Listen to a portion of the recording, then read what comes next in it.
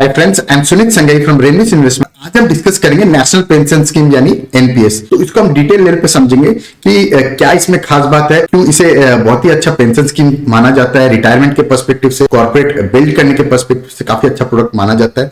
तो इसको समझेंगे, इसके रिटर्न्स किस तरीके के होते हैं लॉन्ग टर्म में वो समझेंगे, और इसमें टैक्स की कैसे इंप्लीकेशंस है वो भी डिटेल लेवल पे समझेंगे। तो सबसे पहले हम पार्ट 1 में ये सारी चीजों को डिस्कस करेंगे, और पार्ट 2 जो हमारा वीडियो नेक्स्ट वीक आएगा उसमें हम इसका कंपेरिजन करेंगे पीपीएफ के साथ, देखेंगे किस तरीके के रिटर्न्स होते हैं, किस तरीके का परफॉर्मेंस रहता है ये कंपेयर टू पीपीएफ, और इसके कुछ नेगेटिव चीजों के बारे में भी डिस्कस करेंगे पार्ट 2 वीडियो में।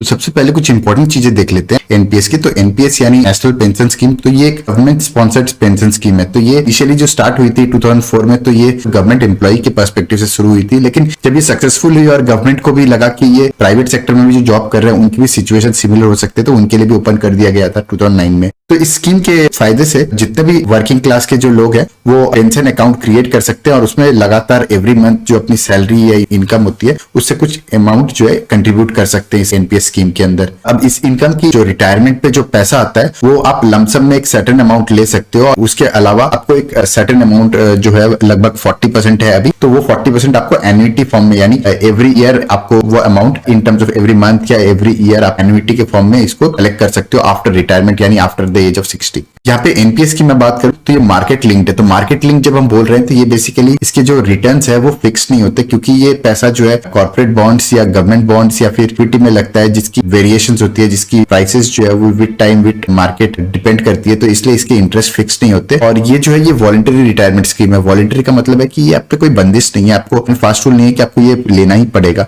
तो ये ऑप्शनल होती है। एनपीएस जो स्कीम है ये इसका लॉक इन जो है ये टिल द एज ऑफ 60 है, यानी अगर आप स्टार्ट करते हो तो इसमें से हालांकि कुछ कंडीशन जरूर है जिसमें आप विड्रॉ कर सकते हो, बट अदरवाइज इसका लॉक इन जो है 60 एज तक होता है। और यहाँ पे जैसे मैंने कहा कि विड्रॉल के कुछ कंडीशंस होते हैं, जैसे कि आप पार्शियल विड्रॉल कर सकते हो, उसमें भी कई सारे कंडीशंस है जिसको आने वाले स्लाइड में हम कवर करेंगे। लेकिन जो भी आप विड्रॉल करते हो वो विड्रॉल या तो आप क्रिटिकल इलनेस के केस में कर सकते हो, या फिर चिल्ड्रन एजुकेशन के लिए कर सकते हो, या फिर चिल्ड्रन मैरिज के लिए कर सकते हो, या फिर even if you by a house, आप घर खरीदने के लिए अगर आपको पैसे की रिक्वायरमेंट हो तो उस केस में भी पार्शियल विड्रॉल अलाउड है इन एनपीएस स्कीम।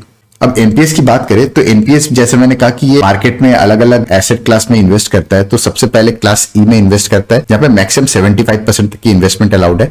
ये ई stands for equity market. Number 2 पे है क्लास सी। तो क्लास सी में आप 100% तक इन्वेस्टमेंट कर सकते हो। तो जो क्लास सी है ये बेसिकली कॉर्पोरेट बॉन्ड्स होते हैं। ये बेसिकली आप इस तरीके समझ सकते हो, जितने भी जो फिक्स्ड इनकम इंस्ट्रूमेंट्स है apart from the government securities उनमें निवेश कर सकते हो। फिर आती है क्लास जी। क्लास जी यानी गवर्नमेंट सिक्योरिटीज। ये क्लास सी की तरह ही है, बस फर्क ये है कि क्लास सी में जहां पे प्राइवेट बॉन्ड्स में आप इन्वेस्ट करते हो, वहां पे क्लास जी में जो है आप गवर्नमेंट सिक्योरिटीज में इन्वेस्ट करते हो, जो काफी सेफ माना जाता है।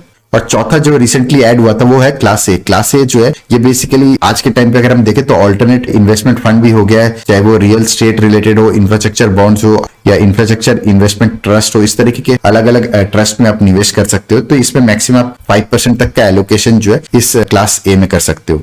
तो एनपीएस में जो भी आपका पैसा लगता है वो वहां पे आपके पास 2 चॉइस होती है। एक होती है एक्टिव चॉइस। एक्टिव चॉइस यानी किस तरीके का एलोकेशन रखोगे आप, इक्विटी में और गवर्नमेंट सिक्योरिटीज में। वो एलोकेशन जो है वो आप एलोकेशन खुद से डिसाइड करना चाहते हो तो उस केस में आपको एक्टिव प्लान चूज करना पड़ेगा। वहीं अगर आप श्योर नहीं हो कि कौन सा प्लान या कितना आपका एलोकेशन होना चाहिए तो उस केस में आप ऑटो चॉइस कर सकते हो। तो ऑटो चॉइस के केस में गवर्नमेंट ने एज के हिसाब से ऑलरेडी एलोकेशन डिसाइड कर रखा है, उस हिसाब से आपका पैसा एलोकेट होता है। अब एलोकेशन की बात करें, जैसे ऑटो चॉइस है तो ऑटो चॉइस में भी वापस से 3 चॉइस आ जाते हैं, अग्रेसिव, मॉडरेट और कंजर्वेटिव। अगर आप बहुत अग्रेसिव हो तो उस केस में आपका जो एलोकेशन है वो 75% तक का इक्विटी में जाता है, वही मॉडरेट के केस में 50% और कंजर्वेटिव के केस में 25%। क्योंकि इक्विटी जो है वो सबसे ज्यादा वोलाटाइल माना जाता है, तो इसलिए इसकी एलोकेशन ही सबसे ज्यादा इंपॉर्टेंट होती है। और यहाँ पे उदाहरण के तौर पर मैं अग्रेसिव वाला प्लान दिखाऊं तो अग्रेसिव प्लान में जो है इक्विटी एलोकेशन आप देखो up to the age of 35। ये ऑटो चॉइस की बात कर रहे हैं हम, यानी जो ऑटो चॉइस जिसमें आपको खुद को कुछ एलोकेशन नहीं लेना होता है, अपने आप एलोकेशन गवर्नमेंट के रूल्स बनाए हुए हैं उस हिसाब से हो। तो वहां पे अगर आप देखोगे तो इक्विटी में 75% का एलोकेशन होता है up to the age of 35, जो कंटिन्यूसली डिक्रीज होता जाता है। और वहीं 40 एज पे 55% एलोकेशन होता है, और वहीं धीरे धीरे घटते हुए 55 एज पे आपका 15% ऑटो एलोकेशन आ जाता है। तो ये जो है ये एक अग्रेसिव प्लान के हिसाब से दिखाया गया है। और इसके अलावा कॉर्पोरेट बॉन्ड और गवर्नमेंट सिक्योरिटी में एलोकेशन होता है। तो मेजर एलोकेशन गवर्नमेंट सिक्योरिटी में होता है, specially as and when you go near to the retirement age. और वहीं जो है मॉडरेट, अगर आपका रिस्क प्रोफाइल है और आप मॉडरेट प्रोफाइल चूज करते हो ऑटो चॉइस के अंदर, तो इनिशियली स्टार्ट होता है 50% से और डिक्रीज होते हुए 55 एज तक 10% एलोकेशन हो जाता है। और वहीं गवर्नमेंट सिक्योरिटी में ऑलमोस्ट 80% का एलोकेशन हो जाता है। वहीं अगर आप कंजर्वेटिव हो, यानी आप बिल्कुल भी रिस्क लेना पसंद नहीं करते हो, तो उसके इसमें 25% एलोकेशन आपका जो है इक्विटी में होता है up to the age of 35, और उसके बाद वो डिक्रीज होते हुए 5% हो जाता है, यानी ना के बराबर का एलोकेशन आपका इक्विटी में रहेगा और मेजर एलोकेशन आपको गवर्नमेंट सिक्योरिटी में होगा। तो गवर्नमेंट सिक्योरिटी सबसे सेफ मानी जाती है इन टर्म्स ऑफ कोई भी इन्वेस्टमेंट क्लास के हिसाब से अगर आप देखोगे तो।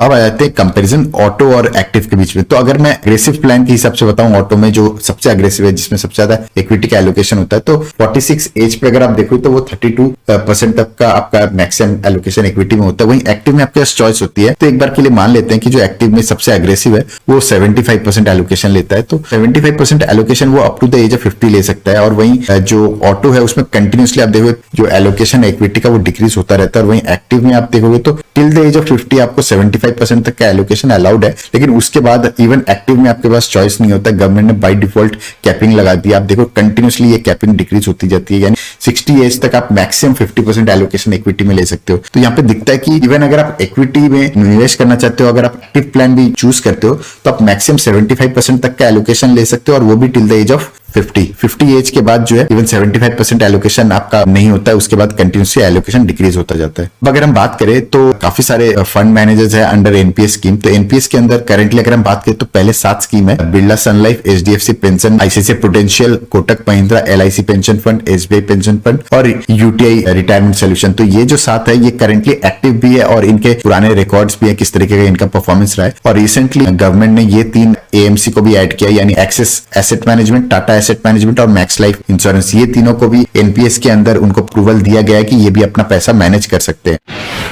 अगर हम रिटर्न्स की बात करें तो सबसे पहले हम गवर्नमेंट सिक्योरिटी यानी जी क्लास का परफॉर्मेंस देख लेते हैं। तो यहाँ पे अगर हम इंडेक्स के साथ कंपेयर करें तो 10 ईयर जीसेक का जो इंडेक्स है उसने लास्ट 8 ईयर्स में, ये 8 ईयर्स की डेटा नवंबर 2013 से लेके अक्टूबर 2021 ऑलमोस्ट 8 ईयर्स का डेटा है। तो यहाँ पे आप देखो 7.5% के एनुअलाइज रिटर्न है, लॉन्ग टर्म में 8 साल के अंदर 7.5% के रिटर्न है। वहीं अगर हम एचडीएफसी, आईसीआईसीआई प्रूडेंशियल, ये जितने भी फंड है इनका कंपेरिजन करेंगे तो इन्होंने लगभग 10% के आसपास के रिटर्न दिए। फिर यहाँ पे अगर आप देखोगे तो इवन द वर्स्ट परफॉर्मर जो है यूटीआई और जो सबसे अच्छा परफॉर्मर रहा है एलआईसी, इन दोनों के बीच में कंपेयर करोगे तो मैक्सिमम से मैक्सिमम 1% का गैप है, तो बहुत ज्यादा डिफरेंस नहीं है। तो यहाँ पे अगर हम इसके गैप भी देखें तो यहाँ पे अगर फंड्स के साथ कंपेयर करें गवर्नमेंट के जो इंडेक्स फंड है उसके साथ, तो ऑलमोस्ट 2.5% का गैप है। तो इसको रीजन समझते हैं। तो रीजन एक तो ये है कि जो एवरेज मेच्योरिटी है पेपर की, तो जो इंडेक्स के अंदर जो पेपर्स है उनकी मोस्टली 8 to 11 ईयर्स की एवरेज होती है बॉन्ड्स की, और वहीं अगर मैं जो एनपीएस के अलग अलग स्कीम है उसकी देखे तो मेच्योरिटी ऑलमोस्ट 14 to 17 ईयर है। तो इससे क्या होता है कि इससे आपके रिटर्न्स में फर्क पड़ता है, और फर्क इसलिए भी है क्योंकि अगर आप लास्ट कुछ साल देखोगे तो इन जनरल जो इंटरेस्ट रेट है वो घटे हैं। तो जब भी इंटरेस्ट रेट घटते हैं तो वहां पे अगर आपके पेपर की मेच्योरिटी लंबी होती है तो उसके इसमें आपके रिटर्न्स ज्यादा निकल के आते हैं।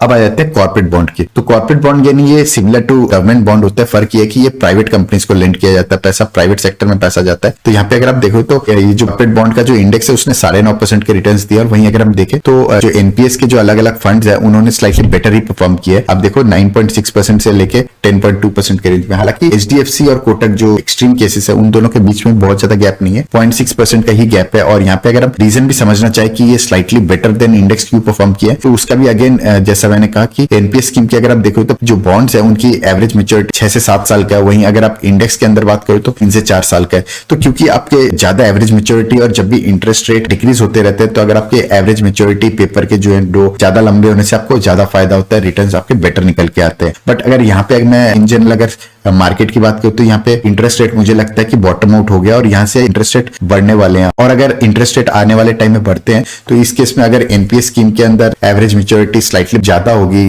कंपेयर टू द इंडेक्स, तो उस केस में थोड़ा सा इंडेक्स से अंडर परफॉर्म भी कर सकता है। हालांकि बहुत ज्यादा गैप नहीं होगा क्योंकि ये जो बॉन्ड पेपर्स होते हैं उनमें बहुत ज्यादा गैप नहीं होता है इंटरेस्ट रेट में, तो 0.5% से लेके 1% तक का थोड़ा सा अंडर परफॉर्मेंस रह सकता है। वहीं अगर मैं इक्विटी क्लास की बात करूं तो इक्विटी क्लास में जो जितने भी फंड है उन्होंने लगभग 14 to 15% के रिटर्न दिया। आप देखो HDFC, ICICI, SBI, UTI, LIC, Kotak सब ने लगभग 15% के आसपास के रिटर्न्स दिए। और वहीं अगर मैं निफ्टी 50 TRI यानी इंक्लूडिंग डिविडेंड्स अगर मैं परफॉर्मेंस देखूं तो ये 15.5% का 15.3% है, तो बहुत ज्यादा गैप नहीं है। हालांकि थोड़ा सा अंडर परफॉर्मेंस LIC का ज्यादा नजर आएगा, बट अपार्ट फ्रॉम दैट आप देखोगे तो बहुत ज्यादा गैप नहीं है। हल्का सा इंडेक्स ने बेटर ही परफॉर्म किया। वही निफ्टी 200 की बात करें तो इसने ऑलमोस्ट 16.3%। हालांकि निफ्टी 200 का हमें बहुत ज्यादा कंसिडरेशन नहीं करना चाहिए, क्योंकि जितने भी ये एनपीएस स्कीम्स है उनको करंटली अगर मैं बात करूं तो उनके लिए सिर्फ निफ्टी के जो टॉप 100 कंपनीज है उनका ही एलोकेशन वो ले सकते हैं। तो उस केस में निफ्टी 200 से हमें कंपैरिजन बहुत ज्यादा फेयर नहीं होगा। आपको निफ्टी 100 के साथ कंपैरिजन करना चाहिए या फिर निफ्टी 50, और निफ्टी 50 के साथ भी कंपेयर करें तो थोड़ा सा अंडर परफॉर्मेंस रहा है यहाँ पे। और यहाँ पे अगर मैं आपको मेजर चीज दिखाऊं, इंटरेस्टिंग चीज, तो जैसे मैंने कहा कि बहुत ज्यादा डिफरेंस नहीं रहा है परफॉर्मेंस का between all the NPS funds. तो इसका मेजर रीजन है कि इनका एलोकेशन लार्ज कैप में होता है। अगर आपको लार्ज कैप के अंदर जो टॉप 100 कंपनीज है उन्हीं में से कंपनीज चूज करनी होगी तो आपके लिए डिफिकल्ट हो जाएगा आपको कंपेयर टू अदर्स कुछ स्पेशल परफॉर्म करने का, क्योंकि यूजुअली एक्टिव एक फंड मैनेजर कुछ स्पेशल परफॉर्म करे उसके लिए एक एक्टिव कॉल भी लेनी होती है, उसके लिए मिड कैप स्मॉल कैप होता है, तब जाके एक फंड मैनेजर की क्वालिटी ऑफ स्किल सेट जो है एक फंड मैनेजर की टेस्ट तभी होती है जब वो एक कैप और स्मॉल कैप कंपनीज के थ्रू आइडेंटिफाई करे, एक अल्फा जनरेट करने की कोशिश करे। बट क्योंकि यहाँ पे सिर्फ लार्ज कैप का ही बास्केट है तो वहां पे बहुत ज्यादा अल्फा जनरेट स्पेशली कर नहीं पाते, और इसीलिए इनका आप देखोगे तो इनका परफॉर्मेंस भी सिमिलर रहा है और इनका एलोकेशन भी देखो 95% एलोकेशन जो है, ओवर 90% का एलोकेशन जो है लार्ज कैप कंपनीज में रहा है। और वहीं मैं अगर वो एक सिनेरियो दिखाता हूँ कि मान लेते हैं कि आप अग्रेसिव की बात करें तो अग्रेसिव के अंदर 75% इक्विटी में, 10% कॉर्पोरेट बॉन्ड में और गवर्नमेंट सिक्योरिटी में 15% का एलोकेशन लेते हैं। सिमिलरली मॉडरेट में 50-25-25, कंजर्वेटिव में 25-20-55 और सुपर सेफ में 5-15-80। तो इस तरीके का आपका अगर एलोकेशन है और लास्ट 8 ईयर्स में आपका जितने भी फंड्स है उनका परफॉर्मेंस जो है हमें पता है, तो उस परफॉर्मेंस के हिसाब से अगर यही एलोकेशन के हिसाब से अगर हम देखें इस तरीके के रिटर्न्स दिए हैं तो उससे आपको आइडिया लग जाएगा कि अगर आप इस एनपीएस स्कीम में निवेश करते तो किस तरीके के आपके रिटर्न्स होते। तो आप देखोगे कि एचडीएफसी की बात करें तो 14.1, 13.9, 13.2 और 12.5 इस तरीके के परफॉर्मेंस रहते हैं डिपेंडिंग ऑन आपका जो अग्रेसिव प्रोफाइल है या सुपर सेफ प्रोफाइल है। और similarly ICICI, SBI, UTI, LIC, Kotak ये सारे के रिटर्न्स है। और यहाँ पे आप देखोगे तो बहुत ज्यादा आपको परफॉर्मेंस में गैप नजर नहीं आएगा। अगर आप अग्रेसिव फंड की बात करें तो लगभग 14% के रिटर्न्स सभी ने दिया, हालांकि एलआईसी के थोड़े से अंडर परफॉर्मेंस रहे। अपार्ट फ्रॉम एलआईसी आप देखोगे तो ऑलमोस्ट सिमिलर ही परफॉर्मेंस दिया है। और वहीं अगर मैं मॉडरेट की बात करूं तो अगेन लगभग 13.5% के आसपास के ही रिटर्न्स रहे। और कंजर्वेटिव में बात करें तो ऑलमोस्ट 13% के आसपास के रिटर्न्स है। और सुपर सेफ की बात करें तो 12.5% टाइप के रिटर्न्स रहे। तो यहाँ पे आप देखोगे कि इक्विटी के केस में स्पेशली एलआईसी ने थोड़े से अंडर परफॉर्मेंस किया है। और वहीं अगर आप डेट या कॉर्पोरेट बॉन्ड्स की बात करें तो यहाँ पे थोड़ा सा बेटर परफॉर्मेंस एलआईसी ने दिया है। तो इस तरीके के परफॉर्मेंस रहे हैं। ये सारा एनालिसिस करने का मेन उद्देश्य ये है कि अगर आपको डाउट है कि कौन से वाले फंड में इन्वेस्ट करना चाहिए तो यहाँ पे पर्सनली मुझे लगता है कि एसबीआई जो है एक प्रोफेशनल फंड हाउस भी है और गवर्नमेंट बैक फंड हाउस भी है। तो इस तरीके के फंड में आपको निवेश करना चाहिए। और परफॉर्मेंस वाइज भी आप देखोगे तो बहुत ज्यादा डिफरेंस इन लोगों में किसी में भी नहीं है। अब आ जाते हैं टैक्स बेनिफिट में। तो यूजुअली हम एनपीएस के बारे में सुनते हैं कि एनपीएस जो है ट्रिपल ई है, एग्जेम्प्ट कैटेगरी का निवेश करने लायक इंस्ट्रूमेंट है। तो यहाँ पे थोड़ा सा समझ लेते हैं कि क्या टैक्स बेनिफिट है। तो सबसे पहले एनपीएस का जैसे मैंने कहा कि एक वॉलंटरी रिटायरमेंट स्कीम है। ये जो स्कीम है ये बनाई गई थी रिटायरमेंट के लिए, एक पैसा जमा करने की स्कीम है और ये मंथली पेंशन का भी इसमें स्कोप रहता है। स्पेशली आप आफ्टर 60 एज आप पेंशन भी विड्रॉ कर सकते हो एवरी मंथ। तो यहाँ पे एनपीएस में 3 टैक्स बेनिफिट होते हैं। तो सबसे पहला की बात करें तो एटीसी जो है इसके अंदर आप 1.5 लाख तक का टैक्स बेनिफिट ले सकते हैं। तो अपार्ट फ्रॉम एनपीएस आप पीपीएफ हुआ या फिर एलआईसी हुआ, ईएलएसएस हुआ, इस तरीके से आप अलग अलग इंस्ट्रूमेंट में भी निवेश कर सकते हो और ऑल्टरनेटिवली आप एनपीएस में भी निवेश कर सकते हो। सेकंड आ जाता है आपका 80 सीसीडी 1बी। ये जो कैटेगरी है इसमें आप 50,000 तक का टैक्स बेनिफिट ले सकते हो। तो ये जो 50,000 तक का टैक्स बेनिफिट ले सकते हो इस कैटेगरी के अंदर, ये एकमात्र एनपीएस का ही ऑप्शन है। तो अगर आप 80 सीसीडी 1बी के अंदर निवेश करना चाहते हो तो आपको एनपीएस छोड़ के बहुत ज्यादा ऑप्शन है नहीं। तो ये ओवर एंड अबव 1.5 लाख जो 80 के अंदर मिलता है उसके अबव है। तो यहाँ पे आप अगेन अनदर 50,000 तक का टैक्स बेनिफिट ले सकते हो। और थर्ड आ जाता है 80 सीसीडी 2 के अंदर। 80 सीसीडी 2 जो है इसके अंदर आपको जो टैक्स बेनिफिट मिलता है वो मोस्टली एम्प्लॉयर कंट्रीब्यूशन के हिसाब से मिलता है। कहने का मतलब ये है कि अगर आप कहीं पे जॉब कर रहे हो, चाहे वो गवर्नमेंट कंपनी में हो या फिर प्राइवेट में, तो आपको एम्प्लॉयर जो पैसा देता है एनपीएस की तरफ कंट्रीब्यूट करता है उसी पे आपको टैक्स बेनिफिट मिलता है। आप अगर खुद से एनपीएस में निवेश करना चाहते हो तो आप 80 सीसीडी 2 के अंदर टैक्स बेनिफिट नहीं ले सकते। और यहाँ पे अगर मैं आपको बताऊं तो किस तरीके से आप इसकी कैलकुलेशन होती है। तो अगर आप प्राइवेट में जॉब करते हो तो 10% ऑफ योर सैलरी, तो यहाँ पे सैलरी का मतलब पूरी सैलरी नहीं होती, आपकी जो बेसिक सैलरी और डियरनेस अलाउंस, ये जो दो कंपोनेंट है उसी को कंसिडर किया जाता है। और वहीं गवर्नमेंट की बात करें तो गवर्नमेंट में 14% ऑफ द सैलरी जो है वो यहाँ पे आप 80 CCD 2 के अंदर टैक्स बेनिफिट ले सकते हो। तो जो आपका टैक्स बेनिफिट है एनपीएस के अंदर वो रिटर्न्स और मैच्योरिटी अमाउंट दोनों पे होता है। तो आपकी जो इन्वेस्टमेंट अमाउंट है उस पे भी आपको टैक्स बेनिफिट मिलता है, आपके रिटर्न्स पे भी मिलता है और मैच्योरिटी अमाउंट पे भी। तो मैच्योरिटी जो जब हम बोलते हैं तो 60 एज तक आप जो भी पैसा विड्रॉ करते हो उस पर आपको टैक्स बेनिफिट मिलता है, लेकिन आपका जो पेंशन वाला पार्ट होता है 40 रिमेनिंग 40% उस पर आपको टैक्स बेनिफिट नहीं मिलता है। इसको हम थोड़ा सा डिटेल में भी अगले स्लाइड में समझेंगे।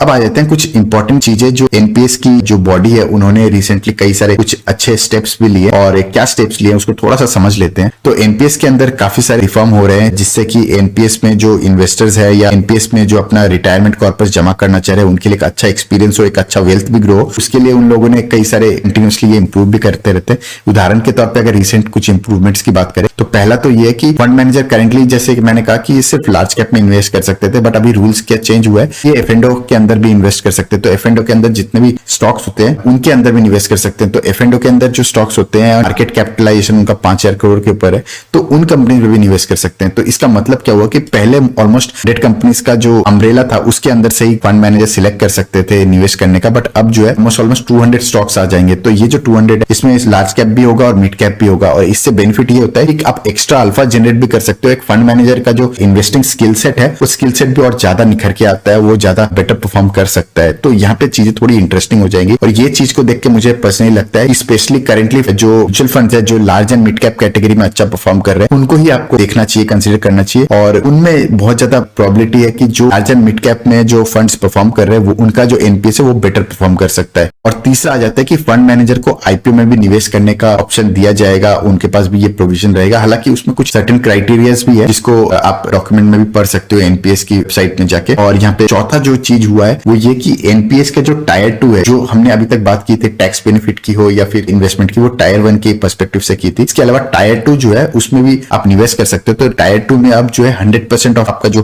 पैसा है वो आप इक्विटी के अंदर निवेश कर सकते हो। तो ये कुछ मेजर रिफॉर्म्स जो है एनपीएस के अंदर हुए हैं, और जिस तरीके से रिफॉर्म हो रहे हैं, रिफॉर्म्स देख के ऐसा लग रहा है कि आने वाले टाइम में एनपीएस में और ज्यादा रिफॉर्म होंगे। एज अ रिटेल इन्वेस्टर या एज अ रिटेलर आप जो रिटायरमेंट का पैसा जमा कर रहे हो उसके लिए बेटर से बेटर फैसिलिटी हो, बेटर से बेटर एफिशिएंट सिस्टम बने, उसकी तरफ गवर्नमेंट कुछ इनिशिएटिव्स ले रही है। अब यहाँ पे एक कंफ्यूजन रहता है कि अगर आप चाहते हो कि गवर्नमेंट सिक्योरिटी की बात करें तो एसबीआई का फंड सिलेक्ट कर ले, इक्विटी के अंदर कोटक का फंड सिलेक्ट कर ले, इस तरीके से अगर आप चाहते हो सिलेक्ट करना तो ये अलाउड नहीं है। आपको एक पर्टिकुलर फंड को सिलेक्ट करना है, चाहे वो एसबीआई हो, कोटक हो, एचडीएफसी हो, इस तरीके से, और उसके अंदर आपको एलोकेशन कितना लेना है वो आप एलोकेशन ले सकते हो अगर आप एक्टिव चॉइस सिलेक्ट करते हो। और अगर आप ऑटो चॉइस सिलेक्ट करते हो तो उस केस में आपका एज के हिसाब से वो कैलकुलेशन हो जाता है। तो अगर आप चाहते हो कोई पर्टिकुलर टॉपिक मैं अपने चैनल पे कवर करूं तो कमेंट सेक्शन में जरूर बताइएगा। और अगर आपको हमारा कंटेंट पसंद आता है तो अपने उन दोस्तों के साथ जरूर शेयर कीजिएगा जो स्टॉक्स म्यूचुअल फंड में निवेश करते हैं या इस तरीके से एक कॉर्पस बिल्ड करने का या फाइनेंशियल प्लानिंग के पर्सपेक्टिव से निवेश करते हैं। उन दोस्तों के साथ जरूर शेयर कीजिएगा।